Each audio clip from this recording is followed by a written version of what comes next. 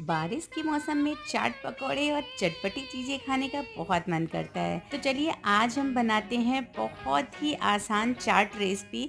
इसे बनाना जितना ज़्यादा आसान है ये खाने में उतना ही ज़्यादा टेस्टी है। तो चलिए फिर बनाते हैं इस आसान सी मटर चाट की रेसिपी को। इसके लिए मैंने यहाँ पर ओवरनाइट सोक्ड मटर ले लिया था। साथ में 2 आलू, हल्दी, नमक और पानी डाल करके इसे बॉयल कर लेंगे जब तक ये अच्छे से एकदम मैशी वाला बॉयल नहीं हो जाता है। अब हम लेंगे एक कढ़ाई। कढ़ाई में हम डालेंगे घी, जीरा, हींग, हल्दी, लाल मिर्च, धनिया पाउडर और साथ में तेज पत्ता।